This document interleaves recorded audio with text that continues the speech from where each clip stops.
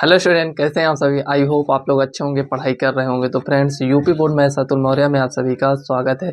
तो आज की इस वीडियो में हम मॉडल पेपर का सॉल्यूशन देखेंगे, जो कि फ्रेंड्स काफ़ी इंपॉर्टेंट होने वाली है आज की ये वीडियो।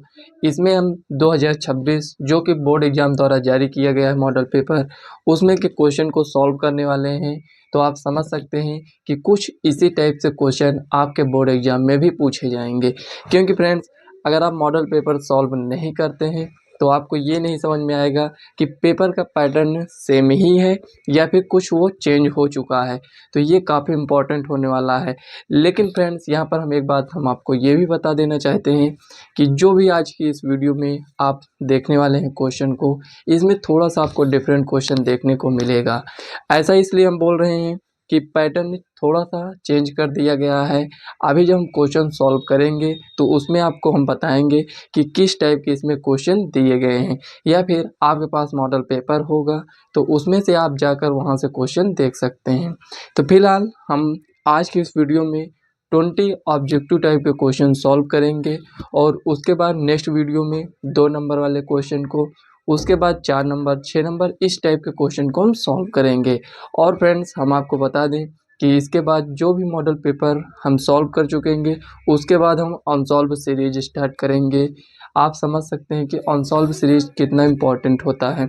प्रीवियस ईयर क्वेश्चन होते हैं जो कि फ्रेंड्स आपके बोर्ड एग्जाम में कई बार रिपीट होते हैं क्वेश्चन, तो आपको उसको ज़रूर सॉल्व कर कर जाना है। तो चलिए फ्रेंड्स, टाइम वेस्ट नहीं करते हैं, आते हैं अपने टॉपिक पर। तो यहाँ पर आप देख सकते हैं हमारे पास मॉडल पेपर है।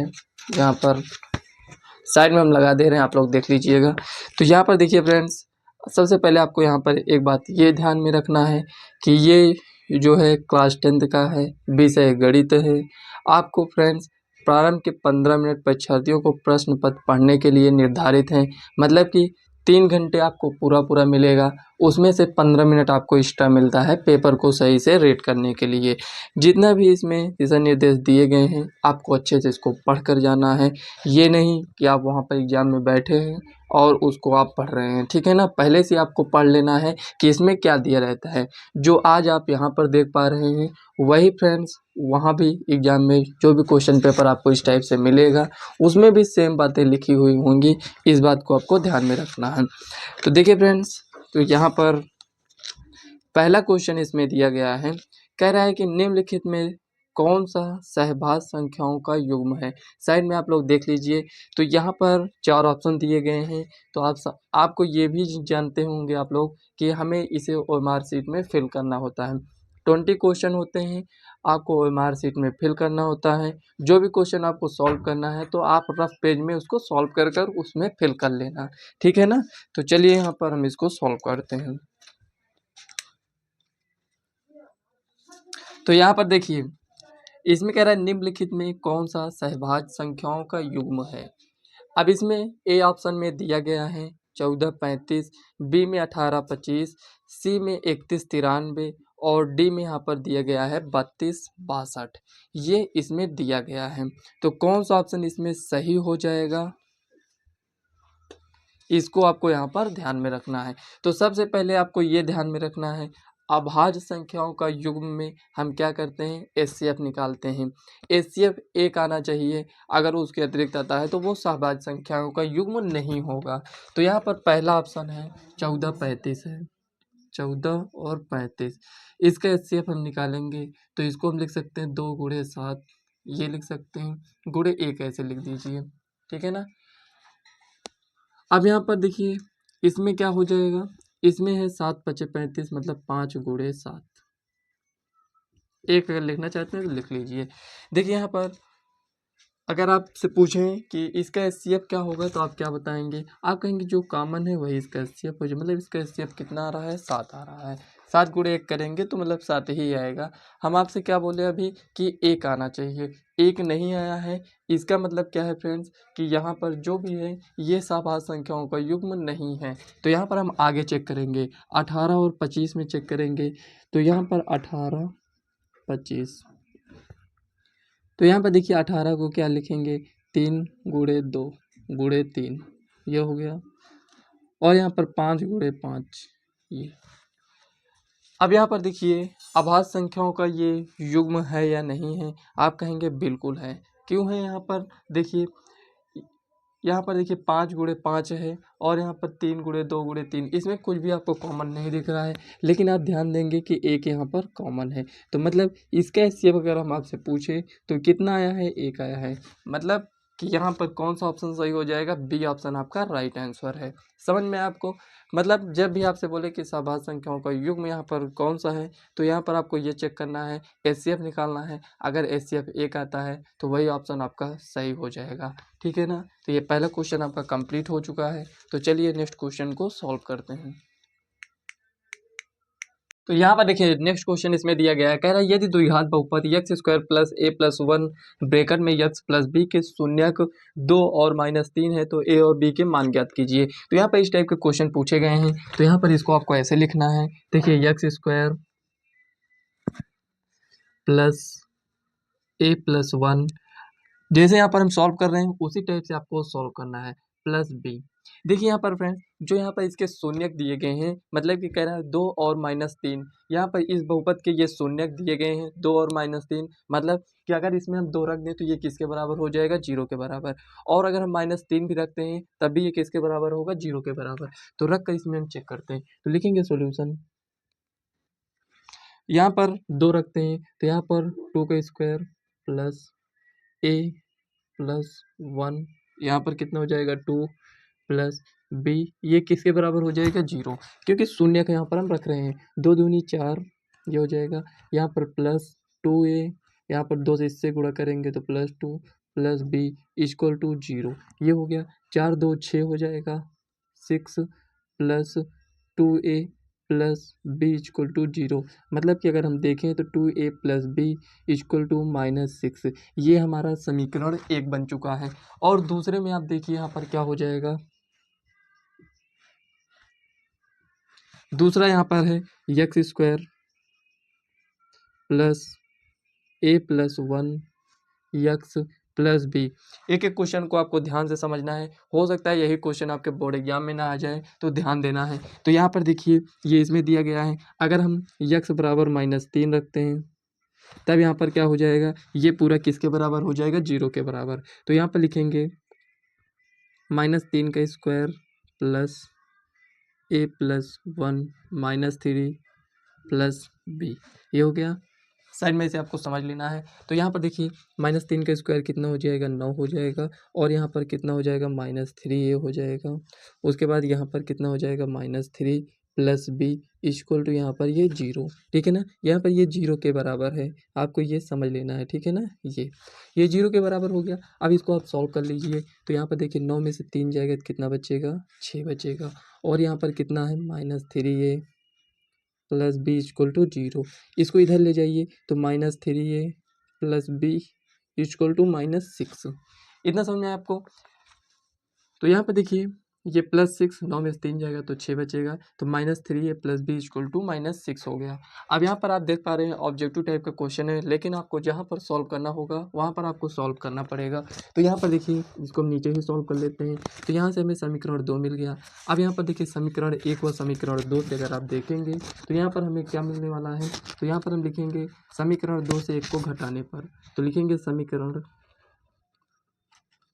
2 से 1 को घटाने पर, 2 को 1 से घटाएंगे तो यहाँ पर देखिए -3a + b = -6, 2 से 1 को घटाएंगे तो यहाँ पर कितना है? 2a + b = -6। अब आप जान रहे हैं यहाँ पर कि यहाँ पर घटाने पर मतलब कि साइन चेंज हो जाएगा। यहाँ पर देखिए यहाँ पर प्लस है तो माइनस, और यहाँ पर प्लस है तो माइनस, माइनस है तो प्लस हो जाएगा। इतना समझ में आया आपको? अब यहाँ पर देखिए इससे यहाँ पर ये कैंसिल हो जाएगा। यहाँ पर देखिए माइनस ये भी है, माइनस ये भी है, मतलब कि 3 2 5, तो -5a = यहाँ पर क्या हो जाएगा? ये माइनस ये प्लस मतलब 0। तो यहाँ पर आप देख पा रहे होंगे कि a बराबर कितना है? 0 है। तो यहाँ पर हम ऑप्शन में देखेंगे कि a बराबर 0 किस में दिया गया है, तो आप देखेंगे कि डी ऑप्शन में a बराबर 0 दिया गया है। अब हमें आगे चेक करने की कोई आवश्यकता नहीं है। अगर 2 ऑप्शन हमें ऐसा मिलता है कि a बराबर 0 दिया गया है पहले ऑप्शन में भी और दूसरे में, मतलब कोई ऐसा दो ऑप्शन मिलता है जिसमें हमें a बराबर 0 मिलता है, तो हमें b का मान यहाँ पर ज्ञात करना पड़ता है, लेकिन एक में ही दिया गया है। इसका मतलब हमारा डी ऑप्शन यहाँ पर क्या हो जाएगा, राइट आंसर हो जाएगा। ठीक है ना, तो यहाँ पर डी ऑप्शन आपका राइट आंसर है। तो चलिए नेक्स्ट क्वेश्चन को सॉल्व करते हैं।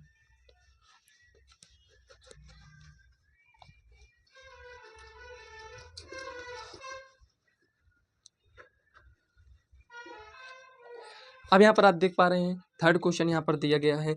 इसमें कह रहा है कि संख्या n स्क्वायर माइनस 8 8 से विभाज्य होती है यदि n है, n एक पूर्णांक है, n एक विषम संख्या है, n एक प्राकृत संख्या है, सम संख्या है। तो यहाँ पर 8 से ये कब विभाज्य होगा, तो यहाँ पर देखिए हम आपको चेक कर कर बता रहे हैं कि n स्क्वायर माइनस 1 8 से विभाज्य होती है, मतलब कि जब इसका ये एक गुणनखंड के रूप में होगा तभी ये विभाज्य होगा। तो यहाँ पर मान लेते हैं एक पूर्णांक, और यहाँ पर चेक करना चाहते हैं तो आप चेक कर सकते हैं। इसमें पूर्णांक मतलब कि कोई भी संख्या यहाँ पर आप रख कर चेक कर लीजिए। जैसे यहाँ पर मान लेते हैं पूर्णांक में क्या होता है, आप इसमें 0 रखिए, 1 रखिए, 2 रखिए, 3 रखिए, 4 रखिए, कोई भी संख्या आप रख सकते हैं। तो यहाँ पर रखते हैं, मान लेते हैं 3 रख रहे हैं, 3 त्रिक का 9, 3 का स्क्वायर माइनस 1 इक्वल टू 3 त्रिक का 9, 9 में से 1 जाएगा तो कितना हो जाएगा 8। तो ये तो हो गया। और संख्या हम रख कर चेक कर रहे हैं। यहाँ पर मान लेते हैं 4 रखते हैं, तो 4 का स्क्वायर करेंगे -1 16 -1, यहाँ पर कितना हो जाएगा 15, जो कि 8 से ये विभाज्य नहीं होगा। इसका मतलब पूर्णांक नहीं है। ठीक है ना, प्राकृत संख्या मतलब कि 1 2 3 4 गिनती वाली संख्या है। तो यहाँ पर आप रख कर चेक करिए। 1 रखेंगे तो 1 का स्क्वायर -1 0 हो जाएगा, 2 रखिए, 2 दूनी 4 -1 कितना हो जाएगा 3 हो जाएगा, मतलब कि यहाँ पर ये ऐसा नहीं होगा। ठीक है ना,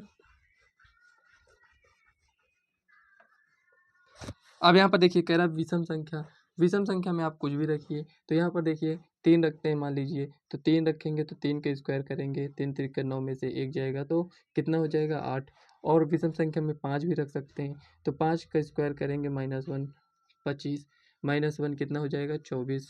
विषम संख्या देखना है, 6 रखेंगे नहीं, सम संख्या हो जाएगा। ठीक है ना, मतलब कि हमें विषम संख्या ही देखना है। तो यहाँ पर हम 7 देखेंगे, 7 का स्क्वायर -1 49 -1 इक्वल टू 48, जो कि फ्रेंड्स 8 से ये विभाज्य हो जाएगा। तो मतलब कि अगर n स्क्वायर -1 8 से विभाज्य है तो n क्या होना चाहिए, एक विषम संख्या होना चाहिए। ठीक है ना, समझ में आ गया होगा। कोई भी डाउट होगा कमेंट कर पूछ सकते हैं। तो यहाँ पर आगे बढ़ते हैं, चौथा क्वेश्चन देखते हैं। तो यहाँ पर देखिए चौथा क्वेश्चन में दिया गया है, कह रहा है यदि रेखाएं a1x + b1y + c1 = 0 तथा a2x + b2y + c2 = 0 का कोई हल नहीं होगा। कोई हल कब नहीं होता है, तो यहाँ पर देखिए यहाँ पर 3 कंडीशन बनता है। a1/a2 नॉट इक्वल b1/b2, अगर इस टाइप से मिलता है तो अद्वितीय होगा। और यहाँ पर a1/a2 = c1/c2, तो इससे क्या हो जाएगा, इससे फ्रेंड्स अपरिमित रूप से अनेक हल हो जाएंगे। और अगर आपको कुछ इस टाइप से मिल रहा है,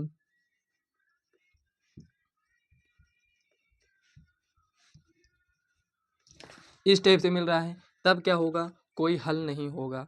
अब यहाँ पर देखिए कौन सा ऑप्शन इस टाइप से दिया गया है, तो आप कहेंगे ऑप्शन ए दिया गया है। तो मतलब कि रेखाएं जो यहाँ पर कह रहा है, रेखाएं का मतलब ये समीकरण दिया गया है a1x + b1y + c1 = 0 और a2x + b2y + c2 = 0। ये जो दिया गया है ये दो रैखिक समीकरण दिए गए हैं। इसको आपको कंपेयर करना है और बताना है कि यहाँ पर इसके कब हल नहीं होंगे। तो जब इस टाइप से सिचुएशन बनेगा तब इसके कोई हल नहीं होंगे। अगर इस टाइप से बन रहा है तो इसके अपरिमित रूप से अनेक हल होंगे और इसके अद्वितीय हल होंगे। ठीक है ना, एक ही क्वेश्चन में हम आपको तीनों बता दिए हैं। हो सकता है ये ना पूछे, ये पूछ ले, तब आपको आना चाहिए। ठीक है ना, तो यहाँ पर ये चौथा क्वेश्चन आपका कंप्लीट हो चुका है। ये चौथा क्वेश्चन कंप्लीट हो गया है। तो चलिए पांचवा क्वेश्चन देखते हैं।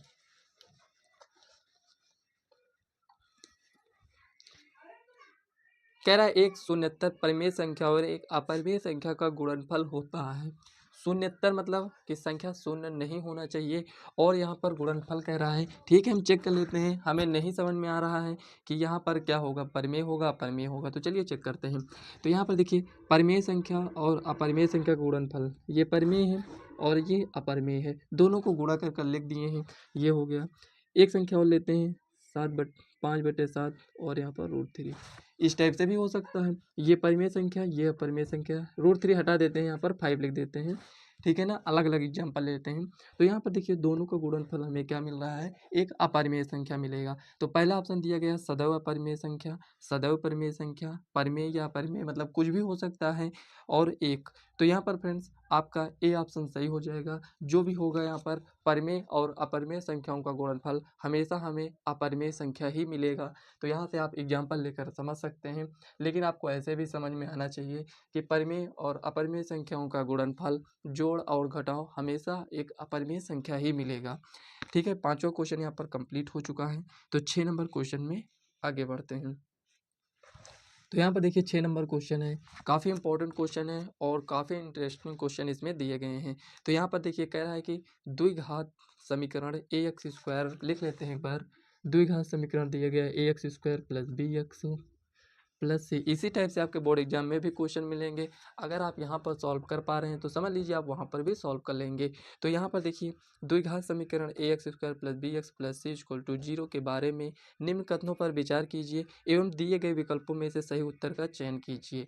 तो यहाँ पर पहला आपका दिया गया है, कह रहा है समीकरण के दो भिन्न वास्तविक मूल होते हैं यदि b² - 4ac > 0 हो।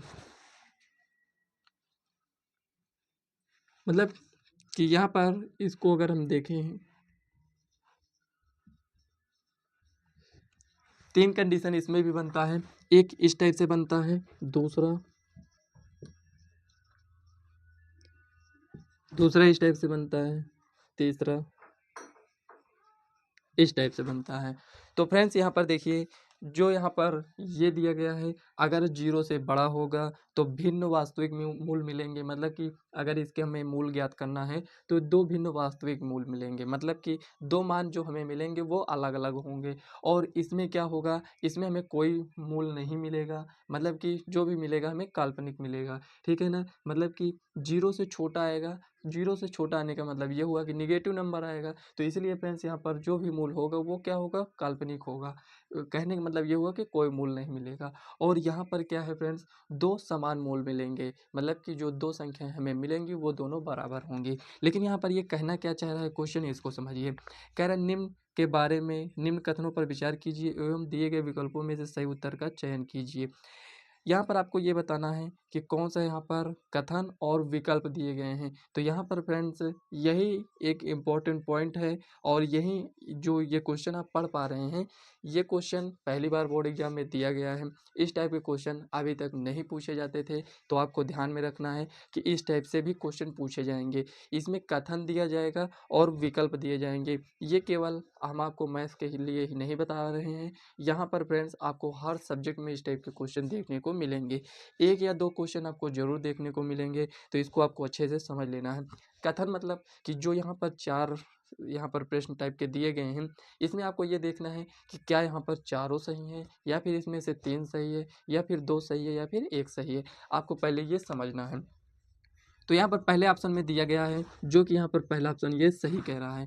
कह रहा है कि अगर b² - 4ac > 0 होता है तो ये इसके दो भिन्न वास्तविक मूल होंगे, ठीक है, पहला सही है। अब यहाँ पर दूसरा ऑप्शन कह रहा है समीकरण के दो बराबर मूल होते हैं यदि, यहाँ पर दूसरा ऑप्शन भी सही है, ठीक है ना। अब यहाँ पर तीसरे में कह रहा है कि समीकरण का कोई वास्तविक मूल नहीं होता है यदि b² - 4ac, मतलब यहाँ पर तीसरा ऑप्शन भी सही है, ठीक है ना। तो तीसरा भी सही है, मतलब जो कथन है वो तीनों सही हैं। अब यहाँ पर चौथे कथन को पढ़ते हैं, क्या कह रहा है। कह रहा है समीकरण के दो से अधिक वास्तविक मूल होते हैं, दो से अधिक वास्तविक मूल होते हैं यदि b² - 4ac > 0। ये सही नहीं है। तो यहाँ पर 3 सही है। तो जो अब हमें विकल्प मिल रहा है उसमें हमें देखना है कि पहला, दूसरा और तीसरा सही होना चाहिए। पहला यहाँ पर विकल्प है 1 और 2 सही है, लेकिन हम देख पा रहे हैं तीसरा भी सही है, तो पहला विकल्प गलत हो गया। अब इसमें कह रहा है केवल 2, 3, 4 सही है, 2, 3, 4 ये भी नहीं सही होगा, क्योंकि फ्रेंड्स 2, 3, 4 नहीं सही है, 1, 2, 3 सही है। तो जिसमें 1, 2, 3 लिखा होगा वही सही हो जाएगा। तो यहाँ पर देखिए 1, 2, 3 सही है, मतलब यहाँ पर डी ऑप्शन दिया गया है। डी ऑप्शन आपका राइट आंसर हो जाएगा। तो यहाँ पर 6 नंबर क्वेश्चन तक कंप्लीट कर चुके हैं। तो चलिए 7 नंबर क्वेश्चन को कंप्लीट करते हैं।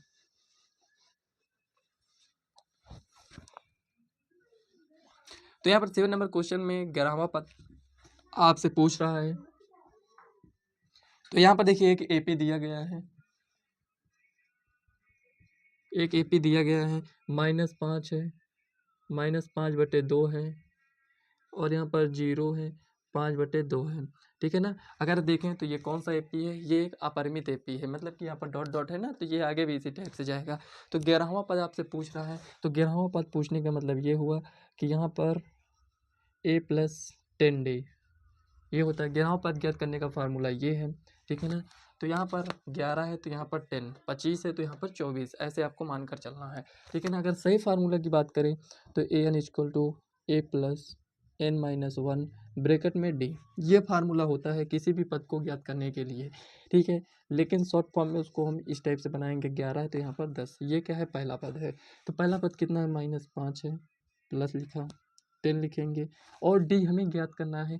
आप जानते हैं कि डी कैसे ज्ञात होगा, तो चाहे आप देखिए ये a1 है a2 है, तो डी ज्ञात करने के लिए हम क्या करते हैं, हमेशा a2 माइनस a1 करेंगे हमेशा। मतलब कि देखिए उसके आगे वाले से उसके पीछे वाले को माइनस करेंगे, चाहे a2 माइनस a1 करिए या फिर यहाँ पर a3 माइनस a2 कर लीजिए, दोनों में सेम ही आने वाला है।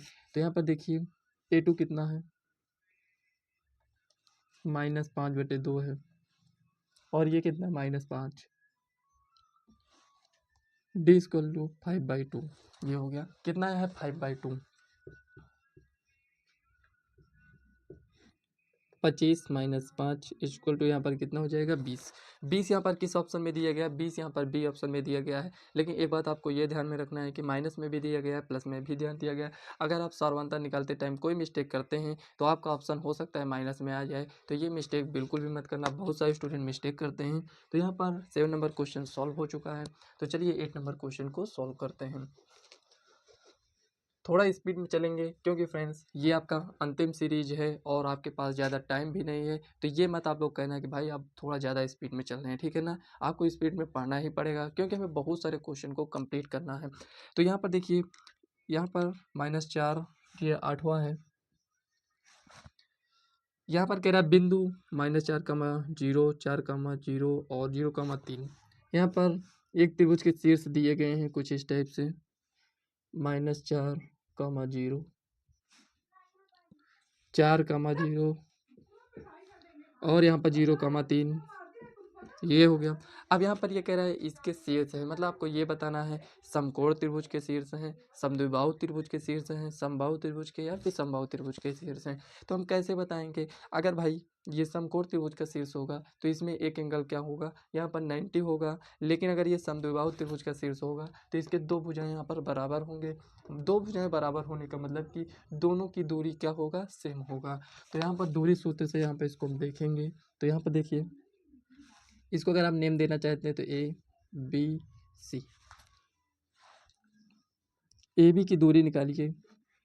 देखिए x1 माइनस x2 मतलब कि -x1 माइनस x2 का whole square plus y1 minus y2 का होल स्क्वायर, ये हो जाएगा। तो यहाँ पर देखिए -4 कितना हो जाएगा, -8, -8 का यहाँ पर क्या करेंगे स्क्वायर, तो यहाँ पर कितना हो जाएगा 64, 64 के स्क्वायर रूट निकालेंगे तो 8 आएगा। ए भी यहाँ पर मिल गया। अब हम पी सी देखेंगे, BC। तो यहाँ पर देखिए x1 माइनस x2 का whole square plus y1 minus y2 whole square equal to यहाँ पर क्या हो जाएगा। देखिए यहाँ पर 4 का स्क्वायर कितना होता है, 16 होता है, और 3 का स्क्वायर यहाँ पर कितना होता है, 9 होता है, प्लस 9 मतलब कि 25। कहने का मतलब यहाँ पर कितना आएगा, 5 आएगा। ठीक है ना। 25 का स्क्वायर रूट कितना होता है, 5 होता है। ए बी हो गया, BC हो गया। अभी AC ज्ञात करेंगे। -4, 0, सॉरी फ्रेंड्स कामा नहीं रहेगा। ठीक है ना। तो यहाँ पर ये स्क्वायर हो जाएगा, और यहाँ पर देखिए प्लस AC ज्ञात करें ना, तो 0 - 3 का होल स्क्वायर। तो 4 × 4 = 16, 3 × 9 मतलब कि 25 इक्वल टू यहाँ पर कितना है, 5। तो यहाँ पर आप देख पा रहे होंगे कि दो भुजाएं यहाँ पर बराबर मिले हैं, एक हमारा AB और एक हमारा AC। दो भुजाएं, अगर किसी त्रिभुज की दो भुजाएं बराबर हों तो वो कौन सा त्रिभुज होता है, समद्विबाहु त्रिभुज। मतलब कि जिसकी दो भुजाएं बराबर हों उसे हम क्या कहेंगे, समद्विबाहु त्रिभुज। तो यहाँ पर कौन सा बराबर है, AB और AC, मतलब कि AB हो गया और AC।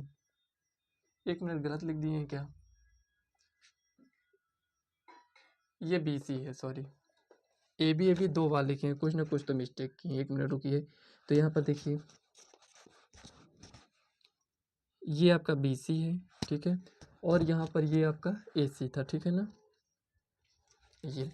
तो यहाँ पर ए सी और बी सी क्या है, बराबर हैं। तो ये जो शीर्ष दिए गए हैं ये समद्विबाहु त्रिभुज के शीर्ष हैं। तो ऑप्शन कौन सा सही हो जाएगा, ऑप्शन यहाँ पर बी आपका राइट आंसर हो जाएगा। तो 8 नंबर क्वेश्चन सॉल्व हो चुका है। तो चलिए 9 नंबर क्वेश्चन की ओर बढ़ते हैं।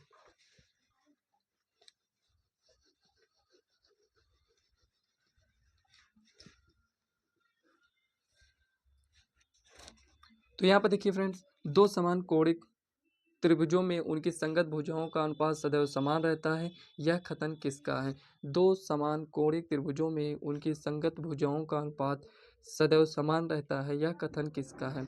देखिए फ्रेंड्स, आपके चैप्टर में जो आप पढ़ते हैं ये पाइथागोरस प्रमेय तो है नहीं, क्योंकि पाइथागोरस प्रमेय क्या कहता है, कर्ण का स्क्वायर इक्वल टू लंब का स्क्वायर प्लस आधार का स्क्वायर होता है। हेरोन का ये है नहीं, क्योंकि इसमें हेरोन का सूत्र से हम क्या निकालते हैं, किसी त्रिभुज का हम क्षेत्रफल निकालते हैं। लेकिन यहाँ पर बोधायन बोधायन तो नहीं है, ये आपका क्या हो जाएगा, थेल्स। दो समान कोणिक त्रिभुजों में उनकी संगत भुजाओं का अनुपात सदैव समान रहता है, यह कथन है थेल्स का।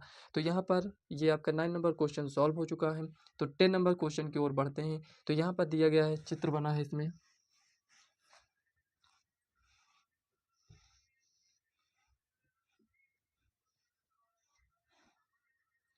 ये कितना है, 50 है।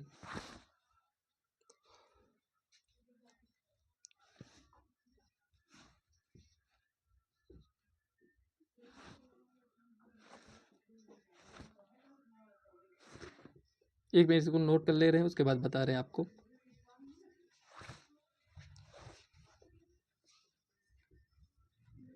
देखिए फ्रेंड्स, यहाँ पर ओ ए बी ये हो गया, ओ ए बी हमें ये बताना है।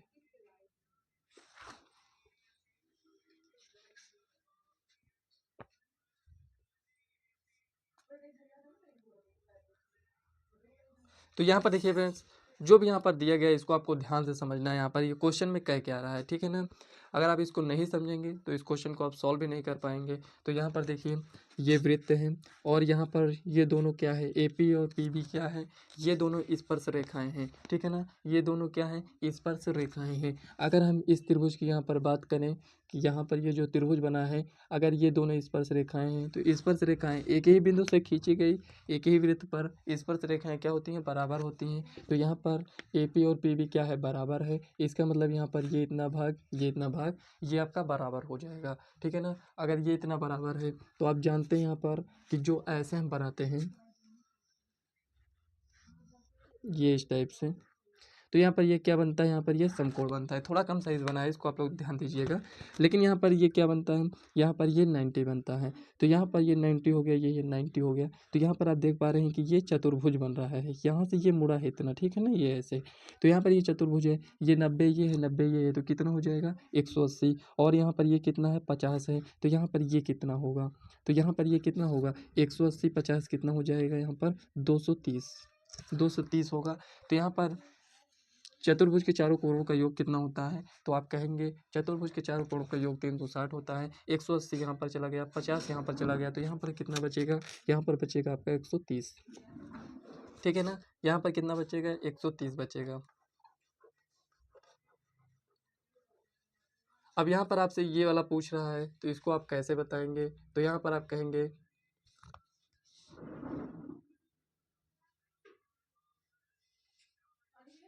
अब यहाँ पर देखिए फ्रेंड्स, ऐसे आप इसको समझ लीजिए कि यहाँ पर देखिए अगर इसको हम यक्स मान लें तो यहाँ पर ये क्या होगा, यक्स होगा। अब यहाँ पर आप जानते हैं कि 90 बनता है, यहाँ पर भी 90 बनता है। तो यहाँ पर अगर ये यक्स है ये भी यक्स है, तो यहाँ पर ये दोनों वैसे भी बराबर हो जाएंगे, ठीक है ना। ये दोनों क्या हो जाएंगे, बराबर हो जाएंगे। अब यहाँ पर देखिए ये क्या बन रहा है, कुछ इस टाइप से आप त्रिभुज देख पा रहे होंगे, ऐसे ये त्रिभुज बना है। यहाँ पर ये कितना है, 130 है, 130 है। और यहाँ पर ये कितना वाई है, ये भी कितना है, वाई है। तो यहाँ पर फ्रेंड्स कितना हो जाएगा, वाई। अगर हम त्रिभुज के तीनों कोणों का योग देखें तो वाई प्लस 130 इक्वल टू 180 होगा।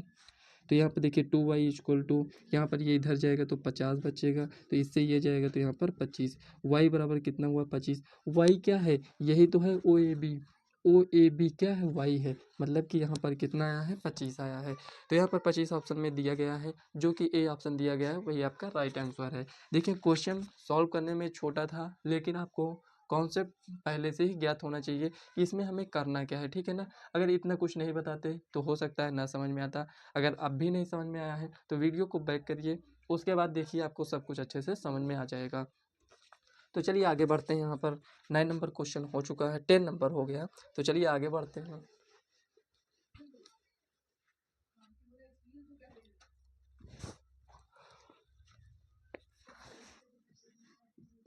तो यहाँ पर देखिए 11 नंबर क्वेश्चन है। यहाँ पर देखिए थोड़ा सा इरेज हो गया है, इसमें मिटा हुआ दिख रहा है, मतलब सही से इसमें क्वेश्चन क्लियर नहीं है, लेकिन यहाँ पर ये दिया गया है 2 10 30 ही लिखा है, ठीक है ना। तो यहाँ पर 1 माइनस 10 स्क्वायर 30। यहाँ पर क्वेश्चन को सॉल्व करने के लिए आपको वैल्यू याद होना चाहिए। तो यहाँ पर 2 इंटू 10 30 का मान कितना होता है 1/√3 बटे में 1 माइनस 10 30 का मान कितना होता है 1/√3 स्क्वायर इक्वल टू 2/√3 बटे में देखिए 1 माइनस 1/3, 3 में से 1 जाएगा तो कितना बचेगा 2/3। तो यहाँ पर हम लिख लेते हैं 2/3, ठीक है ना। 2/3 इक्वल टू 2/√3 इंटू ये 3 ऊपर जाएगा, ये 2 यहाँ पर आएगा, इससे ये कैंसिल, और इससे यहाँ पर देखिए 3 लिखा है ना, तो ये √3 बाहर जाएगा। तो यहाँ पर कितना है √3। अब ऑप्शन में √3 आपको कहीं पर दिख नहीं रहा होगा, तो आप कहेंगे यहाँ पर ऑप्शन ये गलत आया है। तो आपको ये ध्यान रखना है कि √3 यहाँ पर किसका मान होता है, cos 60 का मान होता है, बिल्कुल भी नहीं होता है। cos 60 का मान कितना होता है, तो आप कहेंगे cos 60 का मान 1/2 होता है। ये तो ऑप्शन नहीं होगा, क्योंकि √3 आना चाहिए। और बी में दिया गया साइन 60 दिया गया है, साइन 60 का मान कितना होता है √3/2 होगा, ये भी नहीं होगा। और यहाँ पर tan 60 का मान कितना होता है √3 होता है, ठीक है ना। तो यहाँ पर सी ऑप्शन आपका राइट आंसर हो जाएगा। सी ऑप्शन यहाँ पर राइट आंसर, साइन 30 का मान 1/2 होता है, ठीक है ना। 11 नंबर क्वेश्चन सॉल्व हो चुका है। तो चलिए 12 नंबर क्वेश्चन की ओर बढ़ते हैं।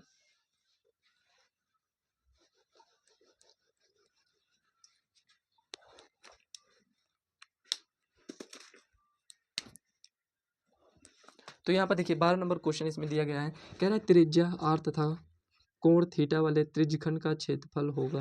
देखिए यहाँ पर ये क्या है, त्रिज्यखंड है, ठीक है ना। ये त्रिज्यखंड है, यहाँ पर O है, और यहाँ पर त्रिज्या कितना है r है, ठीक है ना। और यहाँ पर कोण कितना है, यहाँ पर झुकाव कितना है थीटा है, ठीक है ना। यहाँ पर थीटा का झुकाव है दोनों में। तो यहाँ पर कह रहा है त्रिज्यखंड का क्षेत्रफल, तो यहाँ पर त्रिज्यखंड का क्षेत्रफल क्या होता है, त्रिज्यखंड का क्षेत्रफल theta upon 360 into pi r square. देखते हैं ऑप्शन में मिलता है या नहीं। तो यहाँ पर theta upon 180 into pi r square दिया गया है, जो कि ये ऑप्शन नहीं सही है। बी में देखते हैं, तो बी में भी नहीं सही है, क्योंकि यहाँ पर theta upon 180 into 2 pi r दिया गया, ये भी नहीं सही है। सी ऑप्शन, यहाँ पर सी ऑप्शन में दिया गया है theta upon 720 into 2 pi r square. अच्छा, दो तो हम नहीं लिखे, तीसरे को क्यों लिख रहे हैं, यहाँ पर हमें कुछ बताना है इसलिए लिख रहे हैं। तो यहाँ पर आपको ये भी ध्यान में रखना है भाई कि त्रिज्यखंड का क्षेत्रफल जो है, यहाँ पर फार्मूला तो ये होता है, लेकिन ऑप्शन में कुछ इस टाइप से दिया गया है, लेकिन ये सही भी है। ऐसा क्यों, यहाँ पर क्या दोनों सही है, बिल्कुल सही है। यहाँ पर देखिए 2 से इसको हम कैंसिल करेंगे तो 360 आ जाएगा, मतलब कि थोड़ा सा इसको घुमा कर लिख दिया गया था। कहने का मतलब यहाँ पर ये हुआ कि अगर ऊपर नीचे हम 2 से मल्टीप्लाई कर देते हैं तो क्वेश्चन में कोई इफेक्ट नहीं पड़ता है। तो यहाँ पर देखिए क्या हो जाएगा, यहाँ पर थीटा इंटू 2 इधर गुणा कर देंगे तो 2 पाई आर स्क्वायर बटे में यहाँ पर 360 दूना 720। तो यहाँ पर देखिए सेम उसी टाइप से बन चुका है। तो जरूरी नहीं है कि जिस टाइप से आप क्वेश्चन का फार्मूला यहाँ पर लिखे हैं, सोच रहे हैं कि हमको इसी टाइप से ऑप्शन में मिल जाए, तो आपको चेक करना पड़ेगा कि हो सकता है दूसरे टाइप से तो नहीं लिखा गया है। मान लेते हैं क्वेश्चन को हम सॉल्व कर रहे हैं, आंसर नहीं आ रहा है, तो उसको हमें और आगे सॉल्व करने की आवश्यकता है, ताकि हमारा आंसर मैच कर जाए, ठीक है ना। इस बात को ध्यान में रखना है। तो यहाँ पर ये क्वेश्चन आपका सॉल्व हो चुका है। तो चलिए आगे बढ़ते हैं। ये आपके बुक का क्वेश्चन है, एनसीईआरटी बुक में आप देखेंगे तो ये सेम क्वेश्चन दिया गया है। तो इसीलिए कहते हैं फ्रेंड्स आपको एनसीईआरटी जरूर सॉल्व कर कर जाना है। अगर टाइम नहीं है तो इम्पोर्टेंट क्वेश्चन को जरूर सॉल्व करिए। यहाँ पर लिखा है गिल्ली डंडे के खेल में गिल्ली का आकार निम्नलिखित का संयोजन होता है। तो यहाँ पर कैसे किस टाइप से होता है, कुछ इस टाइप से रहता है ना, ऐसे ऐसे। तो यहाँ पर दो बेलन है, नहीं, कुछ इस टाइप से रहेगा। तो एक शंकु और एक बेलन, दो शंकु हैं यहाँ पर, दो शंकु एक बेलन। तो यहाँ पर कौन सा ऑप्शन सही हो जाएगा? सी ऑप्शन यहाँ पर सही हो जाएगा। जितने भी स्टूडेंट खेलते होंगे वो खुद ही इसको समझ के गए होंगे और इस ऑप्शन का सही यहाँ पर उपयोग किए होंगे। ठीक है ना? तो यहाँ पर ये आपका राइट आंसर हो जाएगा। इसमें दो शंकु होते हैं और एक बेलन होते हैं। ठीक है, तो 13 नंबर क्वेश्चन कंप्लीट हो चुका है। तो चलिए आगे बढ़ते हैं। 14 नंबर क्वेश्चन यहाँ पर देखिए, उसी टाइप से क्वेश्चन है जैसे उसमें दिया गया था कथन के रूप में, इसी टाइप से इसमें भी दिया गया है। तो यहाँ पर अगर आपको वैल्यू नहीं याद है तो आप सॉल्व नहीं कर पाएंगे। तो यहाँ पर देखिए sine 90, cos 90, tan 60, sec 45, A B C D. मान यहाँ पर दिया गया है √2, √3, 1, 0।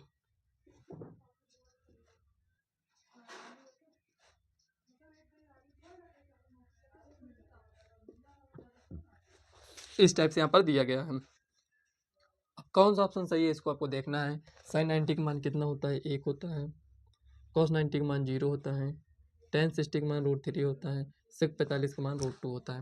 मतलब पहले का कौन सा ऑप्शन सही है? यहाँ पर थर्ड, थर्ड। उसके बाद दूसरे का यहाँ पर फोर्थ, और यहाँ पर तीसरे का कौन सा सही है? यहाँ पर सेकंड। चौथे के यहाँ पर कौन सा सही है? फर्स्ट। अब आप इसको मैच करिए। तो यहाँ पर देखिए, पहले में थर्ड आपको दिख रहा है, पहले ऑप्शन में नहीं दिख रहा है, नहीं सही है। दूसरे में फर्स्ट दिख रहा है, फर्स्ट इसमें नहीं है, इसमें थर्ड है, तो नहीं सही है। तीसरा देखिए सी, सी में यहाँ पर देखिए थर्ड है, फोर्थ है, सेकंड है, फर्स्ट है। ठीक है, तो यहाँ पर सी ऑप्शन जो आपका दिया गया है वो आपका बिल्कुल राइट आंसर है। तो यहाँ पर 14 नंबर क्वेश्चन भी सॉल्व हो चुका है। तो चलिए 15 नंबर क्वेश्चन को सॉल्व करते हैं।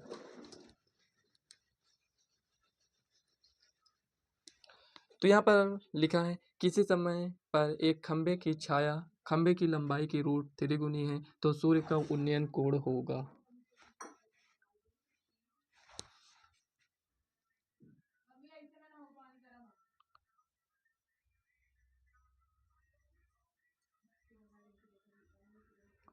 तो यहाँ पर सूर्य का उन्नयन कोण पूछ रहा है आपसे। तो यहाँ पर देखिए, मान लेते हैं यहाँ पर ये खंबा है और इसकी छाया ये है। मान लेते हैं ये यक्स है, तो ये यहाँ पर यक्स √3 है। ठीक है ना? तो यहाँ पर मान लेते हैं ये थीटा है, तो टेन थीटा इक्वल टू लंब बटे आधार, मतलब कि थीटा इक्वल टू 1/√3, मतलब कि 30। यहाँ पर कौन सा ऑप्शन सही हो जाएगा? ऑप्शन यहाँ पर ए दिया गया है, ये ऑप्शन आपका राइट आंसर है। उसके बाद यहाँ पर 16 नंबर क्वेश्चन है। 16 नंबर क्वेश्चन को हम यहाँ पर सॉल्व कर लेते हैं।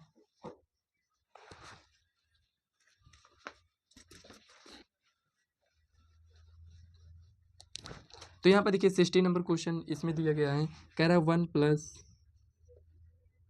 tan थीटा + sec थीटा, और यहाँ पर देखिए 1 + cot थीटा - cosec थीटा। इसका मान क्या होगा? इसको आपको सॉल्व करना पड़ेगा। तो चलिए सॉल्व करते हैं। तो यहाँ पर लिखेंगे सॉल्यूशन, 1 + sin थीटा बटे में cos थीटा। टेन थीटा को हम क्या लिख सकते हैं? साइन थीटा बटे cos थीटा, प्लस ये सेक थीटा है तो 1/cos थीटा लिख सकते हैं। ये हो गया। यहाँ पर आइए, तो 1 + cot थीटा, टेन का अपोजिट होता है तो इसको अपोजिट कर दीजिए, मतलब कि cos थीटा बटे में साइन थीटा -1/sin थीटा। ये हो गया ना इतना।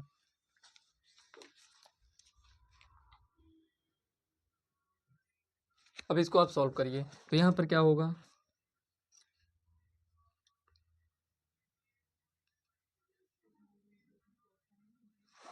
एक मिनट इसको,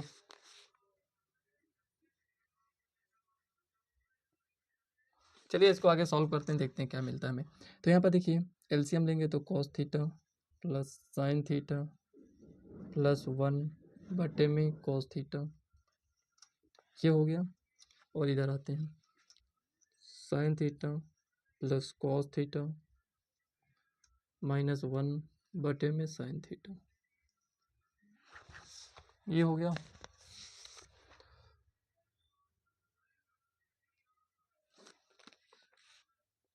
आगे इसको सॉल्व करते हैं।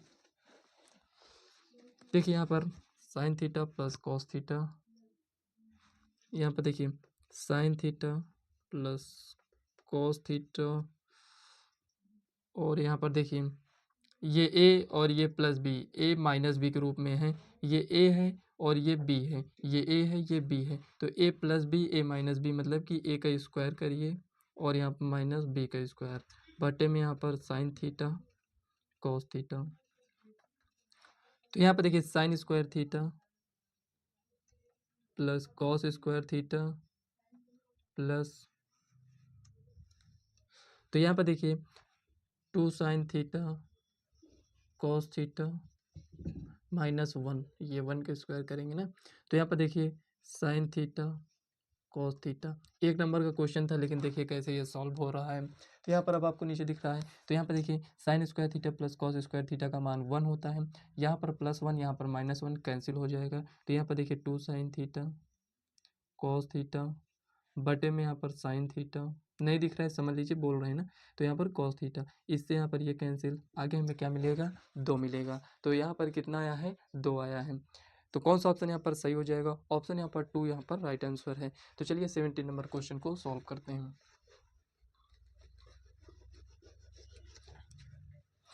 तो यहाँ पर देखिए 17 नंबर क्वेश्चन में कह रहा है निम्नलिखित में से कौन सी संख्या किसी घटना की प्रायिकता नहीं हो सकती है। तो यहाँ पर किसी घटना की प्रायिकता नहीं हो सकती है में हम क्या बताएंगे, एक से ज़्यादा नहीं हो सकती है। तो यहाँ पर देखिए 2/3 है, 2/3 है मतलब कि ये एक से कम है, ठीक है। नहीं समझ में आ रहा है, भाग देकर देख लीजिए। 3 यहाँ पर 2, 0.3 छंग 18, देखिए यहाँ पर 0.6 आया है जो कि एक से कम है, मतलब कि ये तो हो सकता है। और यहाँ पर दिया गया -1.5 दिया गया है। फ्रेंड्स किसी भी प्रायिकता का मान निगेटिव नहीं हो सकता है, तो बी ऑप्शन यहाँ पर सही नहीं होगा। 15%, 15% मतलब कि 15/100 मतलब कि 0.15 ये होगा। तो ये भी एक से यहाँ पर छोटा ही है, एक होना चाहिए या फिर एक से छोटा होना चाहिए और 0 से बड़ा होना चाहिए, मतलब निगेटिव भी तो नहीं होना चाहिए ना। तो मतलब यहाँ पर सी ऑप्शन भी सही है, डी भी सही है। तो यहाँ पर कह रहा है कि निम्नलिखित में से कौन सी संख्या किसी घटना की प्रायिकता नहीं हो सकती है, तो -1.5 नहीं हो सकता है, ठीक है ना। तो यही ऑप्शन यहाँ पर सही हो जाएगा। ऑप्शन क्या दिया गया है, बी दिया गया है, मतलब कि निगेटिव में नहीं हो सकता है। क्योंकि फ्रेंड्स कोई भी प्रायिकता का मान होगा वो होगा कुछ इस टाइप से, 0 से बड़ा, 0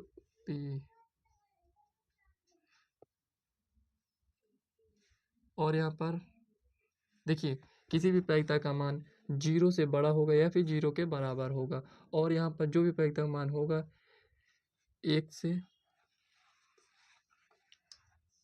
ये इस टाइप से होगा। मतलब कि यहाँ पर देखिए ये इसमें कह क्या रहा है, किसी भी प्रायिकता का मान 0 से यहाँ पर बड़ा होगा या फिर बराबर होगा। इसमें देखिए किसी भी प्रायिकता का मान 1 से यहाँ पर छोटा होगा या फिर 1 के बराबर होगा। जो ऐसे लगा है ना ये बराबर का साइन है, तो इस टाइप से होना चाहिए, ठीक है ना। तो यहाँ पर ये 17 नंबर क्वेश्चन कंप्लीट हो चुका है। तो चलिए यहाँ पर 18 नंबर क्वेश्चन को सॉल्व करते हैं। तो यहाँ पर देखिए 18 नंबर क्वेश्चन कह रहा है संचयी बारंबारता सारणी की रचना करना निम्नलिखित में उपयोगी होता है। संचयी बारंबारता हम कब ज्ञात करते हैं, क्या माध्य ज्ञात करते हैं तो संचयी बारंबारता की आवश्यकता पड़ती है, नहीं पड़ती है। लेकिन फ्रेंड्स यहाँ पर देखिए माध्य में भी नहीं होगा, बहुलक में भी नहीं होगा, माध्यक में होगा। आपको याद करना है यहाँ पर कि जब हम माध्यक ज्ञात करते हैं तो हम संचयी बारंबारता निकालते हैं। तो यहाँ पर कौन सा ऑप्शन सही हो जाएगा, ऑप्शन बी यहाँ पर आपका राइट आंसर है। तो ये आपका 18 नंबर क्वेश्चन सॉल्व हो चुका है। तो आते हैं यहाँ पर 19 नंबर क्वेश्चन में। यहाँ पर कह रहा है 2 3 7 2 7 5 3 7। यहाँ पर हमें बहुलक बताना है। बहुलक यहाँ पर जितना भी संख्या लिखा है जो सबसे अधिक बार आया होगा वही इसका बहुलक है। मतलब बड़ी संख्या में नहीं देखना है। अगर यहाँ पर 2 अगर कई बार आया है तो वही इसका बहुलक हो जाएगा। 2 कितनी बार आया, 1 2 2 ही बार आया। 3 कितनी बार आया, 1 2 3 2 बार आया है। 1 2 3 7 यहाँ पर 3 बार आया, मतलब सबसे अधिक बार क्या आया है, 7 आया है। तो यहाँ पर 7 क्या हो जाएगा, इसका बहुलक हो जाएगा। कौन सा ऑप्शन सही है यहाँ पर, ऑप्शन यहाँ पर डी। 19 नंबर क्वेश्चन आपका सॉल्व हो चुका है। कह रहा है यदि किसी बंटन का माध्य 16 और बहुलक 13 हो तो बंटन की माध्यिका होगी। ये फार्मूला आपको याद कर लेना है जो अभी हम लिखने जा रहे हैं, क्योंकि काफ़ी इंपॉर्टेंट फार्मूला है। इससे आपके हर एक सेट में, मतलब आपको तो मिलेगा एक ही सेट, लेकिन फ्रेंड्स जो होंगे आपके 7 सेट जो बनते हैं उसमें से फ्रेंड्स ये वाला फार्मूला ज़रूर यूज होता है। तो यहाँ पर देखिए सॉल्व हम कैसे करेंगे। अगर हमें ज्ञात करना है बहुलक इक्वल टू, ये मेन फार्मूला है, इसको याद करना है। 3 माध्यक 2 माध्य। देखिए ऐसे इसको याद करना, अगर नहीं याद हो रहा है तो ऐसे याद करिए। ये बहुलक है, यहाँ पर माध्यक है, ये माध्यक। कैसे याद करना, बहुलक मतलब ये बात से स्टार्ट है, ये अलग है एकदम, दोनों से एकदम अलग दिख रहा है, इसको अलग लिख लीजिए। 3 माध्यक माइनस 2 माध्य, 3 है और 2 है, दोनों में डिफरेंस का साइन है, माइनस का है। माध्यक देखने में बड़ा है, लिखने में भी बड़ा है, तो मतलब कि इसमें क्या आएगा, 3 आएगा। ये छोटा है तो इसमें 2 आएगा। सिर्फ याद करने के लिए बता रहे हैं, और आपको ऐसे अगर कोई ट्रिक की आवश्यकता नहीं है तो आप डायरेक्ट याद कर लीजिए। तो यहाँ पर देखिए जो हमें दिया गया है, हमें ज्ञात क्या करना है, हमें माध्य ज्ञात करना है। तो इसको इधर लेकर आएंगे, मतलब कि इसमें बहुलक कितना दिया गया है, 13 दिया गया है। प्लस लिखेंगे 2 इंटू, यहाँ पर माध्य कितना दिया गया है, 16 दिया गया है। माध्य ज्ञात करना है, बटे में 3 आएगा, इक्वल टू माध्य। ये हो गया। अब देखिए यहाँ पर 16 दूनी 32, 32 3 35 10 45, 45 बटे में 3, मतलब कितना आएगा, 15 आएगा। तो 15 यहाँ पर कौन सा ऑप्शन दिया गया है, ऑप्शन यहाँ पर बी दिया गया है। 15 आपका राइट आंसर है। तो जो कि फ्रेंड्स जितने भी क्वेश्चन अभी तक हम सॉल्व किए थे ये सभी ऑब्जेक्टिव टाइप के क्वेश्चन थे जो कि आपको मार्कशीट में फिल करना है। अगर आप यही गलत कर देते हैं एक एक नंबर वाले क्वेश्चन को, तो आप आगे के क्वेश्चन को कैसे सॉल्व करेंगे। तो जितना भी आपके पास टाइम है आप इसी टाइप से प्रैक्टिस करते रहिएगा।